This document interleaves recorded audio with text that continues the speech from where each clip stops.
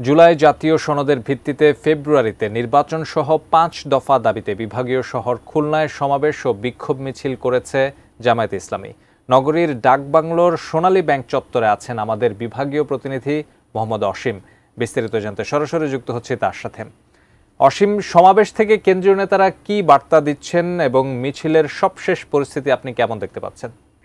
তরিক, পূর্ব নির্ধারিত কর্মসূচির অংশ হিসাবে জামায়াত ইসলামী খুলনা মহানগর এবং জেলার আয়োজনে খুলনা নগরীর যে ঐতিহাসিক ডাকবাংলা মোড়ের সোনালী ব্যাংক চত্বর রয়েছে সেখানে কিন্তু বিকাল ৪টায় এই সমাবেশ শুরু হয়েছে। অর্থাৎ পিআর পদ্ধতিতে নির্বাচন সহ তাদের যে ৫টি দফা, সেই ৫টি দফার দাবি বাস্তবায়নের লক্ষ্যে কিন্তু তাদের আজকের এই সমাবেশ এবং বিক্ষোভ মিছিল। তারা কিন্তু এখানে কেন্দ্রীয় নেতা এবং স্থানীয় জামায়াতের ইসলামীর নেতারা রয়েছেন, তারা কিন্তু বক্তব্য রাখছেন। তারা বলেছেন যে আগামী জাতীয় নির্বাচন উভয় কক্ষে পিআর পদ্ধতিতে অবশ্যই চালু করতে হবে। একই সাথে কিন্তু তারা বারে বারে যে বিষয়টি বলে আসছেন সেটি হচ্ছে যে স্বৈরাচারের দোসর জাতীয় পার্টি এবং 14 দলের যে কার্যক্রম অবশ্যই নিষিদ্ধ করতে হবে। এছাড়া অবাধ, সুষ্ঠু, গ্রহণযোগ্য নির্বাচনের লক্ষ্যে সকলের জন্য লেভেল প্লেইং যে ফিল্ড, এটি কিন্তু তারা নিশ্চিত করার কথা বলছেন।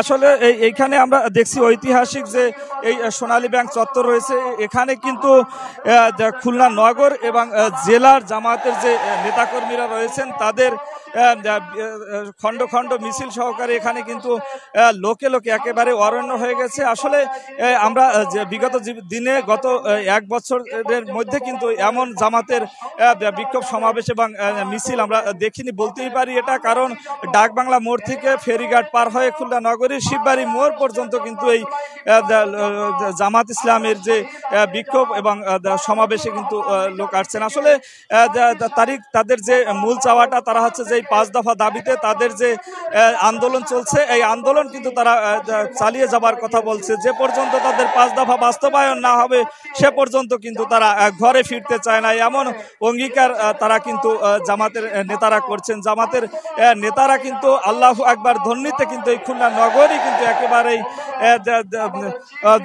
তাদের যে দাবি, সেই দাবি নিয়ে কিন্তু বিক্ষোভ করছেন। এখন সমাবেশ চলছে, সমাবেশের পরে অর্থাৎ ৬টার দিকে কিন্তু তারা এখান থেকে বিক্ষোভ মিছিল বের করে খুলনা বিভিন্ন সড়কে প্রদক্ষিণ করার কথা রয়েছে। আমার কাছে তারিখ এই ছিল খুলনা নগরীর ডাকবাংলার সোনালী ব্যাংক চত্বর থেকে জামাত ইসলামীর যে বিক্ষোভ সমাবেশ চলছে সেই সমাবেশের সর্বশেষ খবর।